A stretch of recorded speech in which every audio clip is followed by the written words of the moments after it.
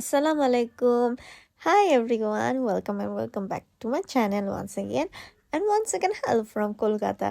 So আজকে অনেক early উঠে একদম শাওয়ার নিয়ে ব্রেকফাস্ট করে রেডি হয়ে গেছি। সো তাড়াহুড়ো করে তাড়াতাড়ি করে করছি, দ্যাটস ওয়াই ওগুলোর ক্লিপ নিতে ভুলে গেছি। সো কেমন লাগছে আমাকে জানাবেন অ্যান্ড বলেন তো কয়ে যাব আজকে আমরা? রানীর সাথে দেখা করতে? কোন রানী?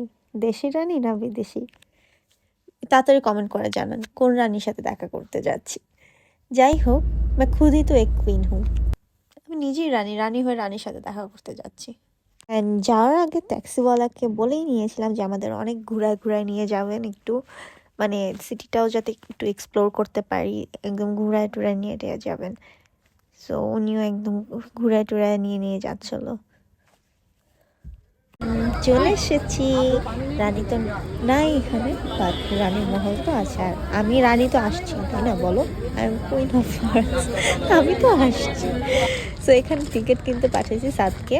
অ্যান্ড এখানে হচ্ছে যারা ফরেনার তাদের জন্য, মানে আমরা যারা ফরেনার আছি তাদের জন্য টিকিটের রেট অন্যরকম প্রাইস, আর ইন্ডিয়ানদের জন্য অন্যরকম বলতে ওদের জন্য প্রাইসটা কম, আমাদের জন্য একটু প্রাইসটা অনেক বেশি।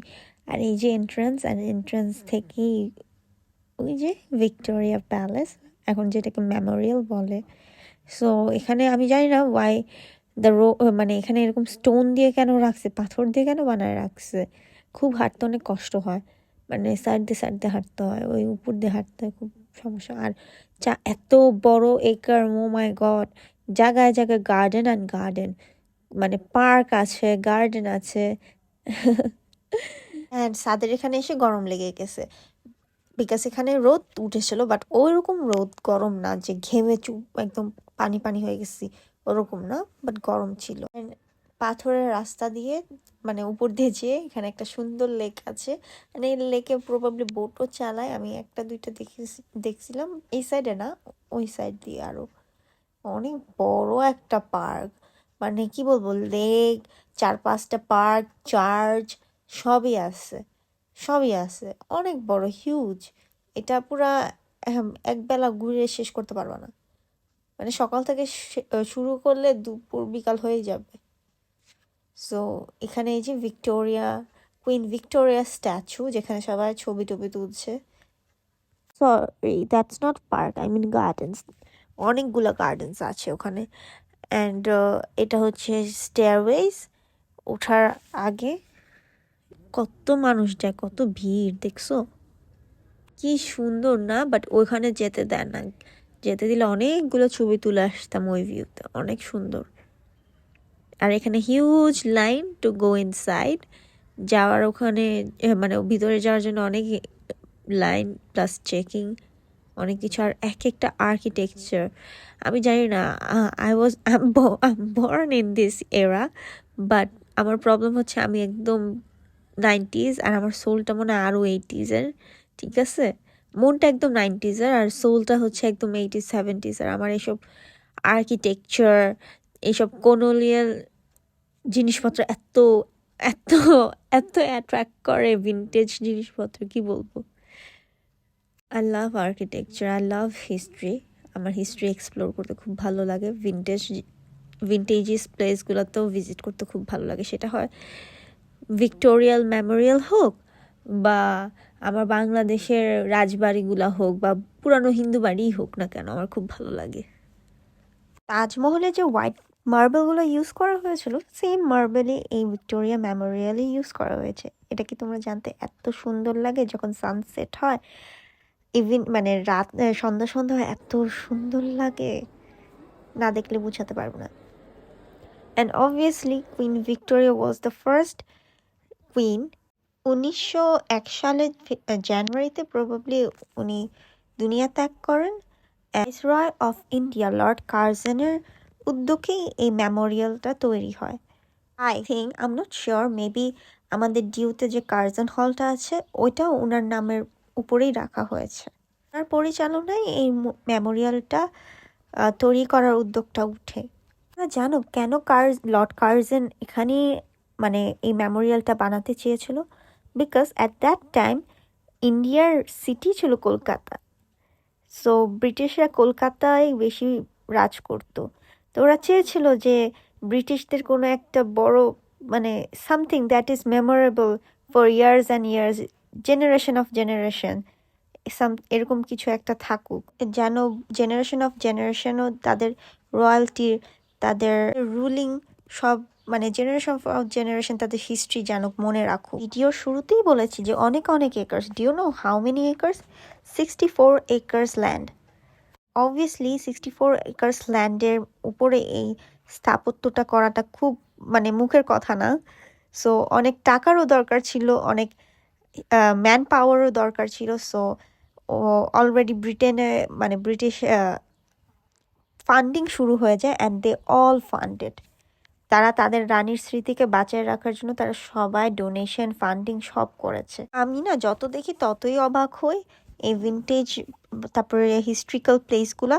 আগের দিনের তো এত হেল্প ছিল না, এত টেকনোলজিস ছিল না, right? But the man power was so strong, এত ট্যালেন্টেড মানুষজন ছিল, এত সুন্দর সুন্দর আর্কিটেকচার, ও মাই গড, মানে কোণে কোণে পেয়ে ডিজাইন এত সুন্দর। আই জাস্ট লাভ দ্যাটস জানো এই ভবন নির্মাণ করতে কত কোটি টাকা লেগেছিল?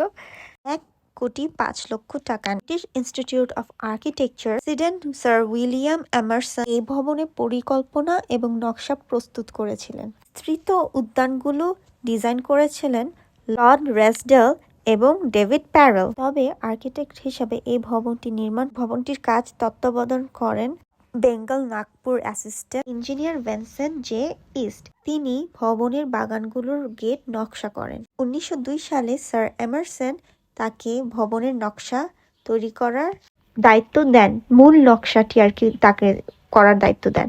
প্রায় 103 মিটার লম্বা, 69 মিটার চড়া, 56 মিটার উচ্চতা বিশিষ্ট এই স্থাপত্যটি তৈরির ভার পড়ে কলকাতার মেসার্স মার্টিন অ্যান্ড কোম্পানির কাছে। স্যার কার্জনের কাছে এই জিনিসটা অনেক মেমোরেবল করার ইচ্ছা ছিল। অ্যান্ড অবভিয়াসলি 7 ওয়ান্ডার্সের মধ্যে আমাদের তাজমহল তো পড়েই।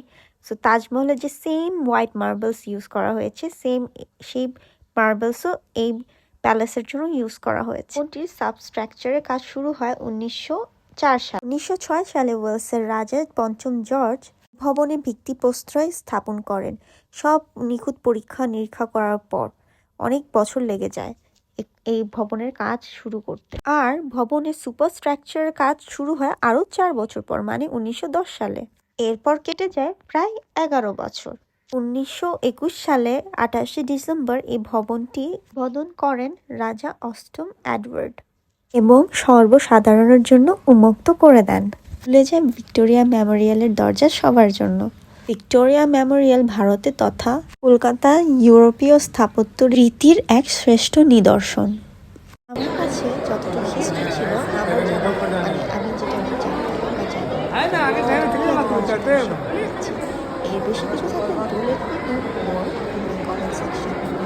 অ্যান্ড এখানে অনেক প্রাচীন তলবার মানে যুদ্ধের জিনিসপত্র অনেক কিছু আছে, জাস্ট লাইক আমাদের বাংলাদেশের মিউজিয়ামে যেগুলো রাখা।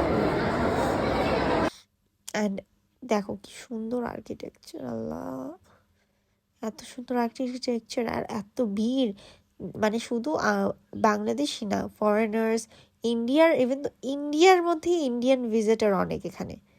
অ্যান্ড এটা হচ্ছে একটা আর্ট গ্যালারি, ওটার ভিতরেই আর্ট এক্সিবিশন হচ্ছিল। অ্যান্ড ওই জাস্ট দেখো কি সুন্দর না। এখন আমরা এসেছি সেকেন্ড ফ্লোরে। এখান থেকে আর কি আরেকটা যে গেট, যেখানে কিং জর্জের মনে হয় স্ট্যাচু, আমি ওই গেট দিয়ে ঢুকি নেই, যাওয়ার সময় ওই গেটটা যাওয়া। সো কিং জর্জের স্ট্যাচু মনে হয় ওখানে স্ট্যান্ড করা, আর ওখানে একটা গেট অফ ইন্ডিয়া স্ট্রাকচারের একটা দরজা করা, গেট করা। সুন্দর উপরে তেমন কিছু আর ছিল না, জাস্ট এই বাইরের একটা ভিউ, আর হচ্ছে দোতলা থেকে নিচের যে ভিউটা সেটাই দেখা যায়, কুইনের স্ট্যাচুটা এটাই দেখা যায়, আর বেশি কিছু না। অ্যাকচুয়ালি প্যালেসের জাস্ট একটা পোর্শনই খোলা ফর ভিজিটর, মানে আমাদের নিদর্শনের জন্য জাস্ট একটা পোর্শনই খোলা, এছাড়া পুরো প্যালেসই বন্ধ। It is a huge palace, but just এক কোণা আর কি খোলা। আমাদের জন্য, এছাড়া পুরাটাই বন্ধ। দোতলায় আরেক সাইডে মানে আরেক হলে ইন্ডিয়ান হিস্ট্রি, ইন্ডিয়ান লিবারেশনের হিস্ট্রি, দেন ইন্ডিয়ান রেভলিউশনারি ওয়ারের হিস্ট্রি এগুলা প্লে করা হচ্ছিল। এখানে মিউজিয়ামের আছে, ক্রান্তিকারী ছিল, ব্রিটিশদের এগেনস্টে ফাইট করেছিল নিজেদের ল্যাঙ্গুয়েজের জন্য, নিজেদের আজাদির জন্য, তাদের ব্যাপারে অনেক কিছু ছিল এখানে। বাংলাদেশের চট্টগ্রামের ব্যাপারেও কিছু একটা আর্টিকেল ছিল, আমার এখন কারেন্টলি মনে নেই, বাট আমি তখন পড়েছিলাম। যাই হোক, এখানে ইন্ডিয়ান ওয়ারে যারা ইন্ডিপেন্ডেন্স এনেছে প্রত্যেকটা মানুষের ব্যাপারে ছবি, ফ্রম রাজা মহারাজা থেকে শুরু করে যারা ছিল ঝাঁসি কি রানী সবার নাম আছে। হয়তো তাদের ব্যাপারে পুরো স্টোরিটা ন্যারেট করতে না পারলেও বা সামারাইজ করে না দিতে পারলেও অ্যাটলিস্ট তাদের ছবি, তাদের পিকচার সহ তারা রেখেছে। না অনেক আগের ওয়েপন্স এগুলো আছে। জানি না এটা এক্সিবিশন কিনা নাকি এটা অলওয়েজই থাকে এভাবে, এটা আমি ঠিক করে জানি না, বাট প্রবাবলি হয়তো থাকে বা এক্সিবিশনও হতে পারে, আমি ঠিকভাবে এটা জানি না। সো এই দোতলায় ঘুরতে ঘুরতে ইন্ডিয়ান হিস্ট্রি জানতে জানতে যোদ্ধাদের জন্য আমার সালাম। অ্যান্ড এখানে অনেক প্রাচীন প্রাচীন বন্দুক, গুলি আছে, এগুলোও একটু শর্ট নিলাম। চিনিন তো একটাও না, বাট স্টিল নিলাম। কত আগের ওয়েপেন এগুলো দেখছো। আই উইশ নিয়ে আসতে পারলে ভালো হতো, দরকার আছে, রাখা দরকার। নিয়ে আসতে পারলে ভালো হতো, তাই না বলো? যাই হোক, এগুলা দেখতে দেখতে দুষ্টামি করতে করতে আমি আর সাদ দোতলা থেকে নিচে চলে আসলাম। অ্যান্ড এই যে বাগি, এই বাগি দিয়ে হচ্ছে পুরা যে এই বিশাল বিশাল গার্ডেনগুলো আছে এগুলা ঘুরে, সবাই না মানে not for for us or মানে নর্মাল মানুষদের জন্য, ভিআইপি যারা আসছে তারা, বা এখানে শোটো যখন হয় তখন।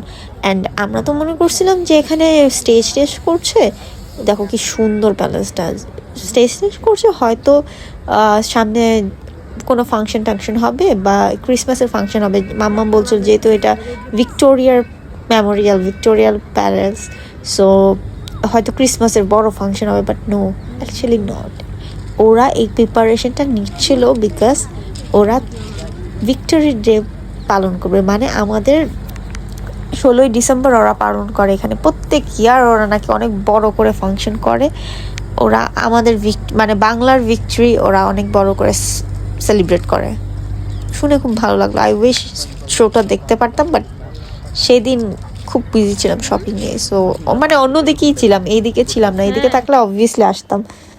আর এখানে আল্লাহ বললো না, এই জায়গায় যতক্ষণ ছিলাম সেই দুপুর থেকে তোমার রাত পর্যন্ত 1000টার উপর হেলিকপ্টার্স, এটার উপর দিয়ে 1000টার উপর হেলিকপ্টার্স যায়। এত সাউন্ড, ও মাই গড, অনেক বাজে সাউন্ড, অনেক লাউড সাউন্ড।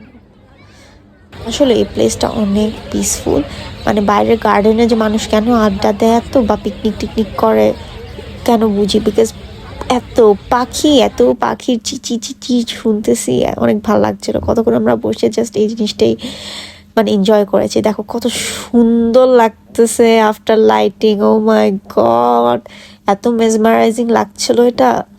অ্যান্ড তারপরে এই মেসমারাইজিং প্লেস থেকে আমরা বের হই, এখানে ইন্দিরা গান্ধীর একটা স্ট্যাচু আছে। অ্যান্ড ইন্দিরা গান্ধী আমাদের বাংলাদেশের খুব ভালো বন্ধু, সেটা আমরা সবাই জানি, আমরা খুব তাকে স্মরণে রেখেছি। আমাদের বিপদের টাইমে সে ছিল। অ্যান্ড এখানে আমি স্ট্রিট ফুড খাওয়া স্টার্ট করেছি, এই ঠান্ডার মধ্যে আমি আইসক্রিম খাচ্ছি। এই যে এখানে ভেলপুরি অ্যান্ড পাপড়ি চাট, অ্যান্ড আমি না অনেক ডিসঅ্যাপয়েন্টেড হয়ে গিয়েছিলাম। আমি ভেলপুরি, আমরা এখানে কোনটা ডাকি, ওই যে পুরীর মধ্যে আলু মটরশুঁটি এগুলো দেয়, এখানে হচ্ছে এটা পাপড়ি চাট, আর ভেলপুরি হচ্ছে মুড়ি মাখানোকে ভেলপুরি বলে। অ্যান্ড আমার পাপড়ি চাট অনেক মজা লাগছে, অনেক অনেক মজা লাগছে। আল্লাহ, আমি ভয়েস ওভার যখন দিচ্ছি আমার মুখ থেকে পানি পড়েছে, আসলে আমার আবার খাইতে মন চাইতেছে। অ্যান্ড এখন হচ্ছে ভোরবেলা, সো এখন আমি বাংলাদেশের ফুচকা ভেলপুরিও পাবো না। যাই হোক, আর ভেলপুরি হচ্ছে তেমন একটা আমার ভালো লাগেনি, বাট পাপড়ি চাট, আমার পাপড়ি চাট খাবো আমি, please send me papdi chaat. Street food খাওয়া দাওয়া শেষ করে চলে এসেছি জুডিওতে। এখানে সাদার আমি দুজনেই ভিজিট করতে চেয়েছিলাম, আর এটা হচ্ছে পার্ক স্ট্রিটের আরও অনেকটা আগে, হ্যাঁ আরও আগে। সো যে দেখলাম কালেকশন তেমন আহামরি কিছু না, আবার খুব একটা খারাপও না, মানে রেগুলার ওয়্যারে যা আসে তাই। ইন্ডিয়ানে যে দেখলাম তেমন ইমপ্রেসিভ কিছু নাই, সো তাই আর আমি আর মামা কিছু নেইনি। অ্যান্ড ওয়েস্টার্নও আর কি বাংলাদেশে যেমন পাওয়া যায় তেমনই, ইউনিক কিছু নেই। সো আমরা এমনি লিপস্টিক, টুকিটাকি, ক্রাঞ্চিস, ক্লিপস এগুলো কিনছিলাম। অ্যান্ড সাদ আর পাপা আর কি এখান থেকে অনেক ভালো শপিং করছে। ইয়াতে মনে হয় ওরা রেগুলার ইউজের জন্য জুডিওটাই বেশি প্রেফার করে, আই থিঙ্ক সো। জুডিওর মানে খালি হয়ে যায়, স্টক থাকে না, সাইজ থাকে না এরকম। অ্যান্ড জুডিও থেকে শপিং টপিং করে এখন পার্ক স্ট্রিট দিয়ে যাচ্ছি টুকি টুকি করে। আজকে সাদ বলছে হেঁটে যেতে হবে, বিকজ আমি হাঁটি না, এর জন্য ও এক্সপ্লোর করতে পারে না। অ্যান্ড যাওয়ার আগে আমরা একটু ওয়েস্ট সাইডে যাচ্ছিলাম, ওয়েস্ট সাইডেও যে দেখলাম তেমন কিছুই নেই, অ্যাজ ইউজুয়াল থিং। তাই আমরা কি তেমন কিছু শপিং টপিং করলাম না, মানে ওরকম কিছু পছন্দই হয়নি। এখানে হচ্ছে সবচেয়ে অমূল্যবান একটি দৃশ্য, আমার ভাই আমাকে জুতা পরায় দিচ্ছে, কারণ ওর কারণে আমি হাঁটছি, আমার পা ব্যথা হয়ে গেছে, তো আমি বলছি আমার জুতা পরাই দেয়। অ্যান্ড বাই দ্য ওয়ে আমি শুলেস বাঁধতে পারি না, সো অলওয়েজ আমার ভাই আমার জুতা পরায় দেয়। আই মিন যখনই এরকম স্নিকার্স টিকার্স বা শুলেসের এরকম ঝামেলা থাকে ও পরায় টরায় দেয়। কিন্তু বাচ্চাটা যতই বড় হয়ে যাবে আমার ছোট্ট কুচু বাচ্চাই থাকবে। যাই হোক, এনাফ। জিলো আছে অনেক, ওর সাথে আমার ঝগড়া লাগে, কিন্তু আমরা মারামারি কম করি, আমাদের অনেক ঝগড়া লাগে টুকিটাকি, বাট মারামারি কম। বাট আমরা অনেক দুজন ফ্রেন্ডলি, একদম গলায় গলায় বন্ধুত্ব আমাদের। আবার ঝগড়াও লাগে, কিন্তু মারামারি করি না আর কি। ছোটবেলায় করতাম একদম দাও কুমড়া টাইপের। অ্যান্ড আবার ড্রেস চেঞ্জ করে, লুক চেঞ্জ করে রেডি হয়ে গেছি, আবার নিচে নামবো। কই যাব চিন্তা করছিলাম, স্টারবাকস যাব আমি, সাদ, মাম্মাম। বাট এত সাজগুজ করে জানলাম যে স্টারবাকস বন্ধ হয়ে গেছে। সো এখন কই যাব, ভাতের হোটেলে রাতের ডিনার করতে। সাজছিলাম স্টারবাকস যাওয়ার জন্য, এখন ভাতের হোটেলে আসছি ভাত খাওয়ার জন্য। তারপরে কি আর করবো, ভাত খেয়ে একটু হাঁটাহাঁটি করলাম, ঘোরাঘুরি করলাম নিউ মার্কেটের ওদিক দিয়ে। মানে আমাদের হোটেল থেকে যে নিউ মার্কেট হেঁটে যাওয়া যায় এটা আমি জানতামই না, বিকজ আমি তো হেঁটে চলতাম না, আমি হয় অটো নিতাম বা ট্যাক্সি নিতাম। সো এগুলো হচ্ছে সাত হেঁটে হেঁটে খুঁজে বের করছে, আর এখন আমাকে বলতেছে হাট, আমরা হাঁটাইতেছে বা গাইস। এখানে তো আমি খুব হাসতেছি, খুব একদম খুশি, বাট ভিতরে ভিতরে আমি জানি আমার পা জিয়া জ্বালা যা জ্বালা অবস্থা। আর এটা হচ্ছে ইন্ডিয়ান কি বলে fire service, Kolkata fire service, ওটার সামনে দিয়ে। তারপরে ওখানে শ্রীলেদারের কি জানি আছে, শোরুম আছে। আমরা যে 2 দিনে শ্রীলেদারে গিয়েছিলাম, শ্রীলেদারও বন্ধ হয়ে গেছে। আর নাইকার কথা তো আর কি বলবো, এই মনের দুঃখ কাকে আর বলি, যে 2 দিনই আমি নাইকাতে গেছি শপিং করতে, 2 দিনই নাইকা বন্ধ গেছে। একদিন একদম শাটার টাটার বন্ধ, আরেকদিন হচ্ছে খোলা, বাট বলছে we are not allowing any customers anymore man, thank you. যে দুঃখ ভরা মন নিয়ে বাংলাদেশে চলে এসেছিলাম। যাই হোক, more blogs are coming, till then stay tuned, take care, Allah.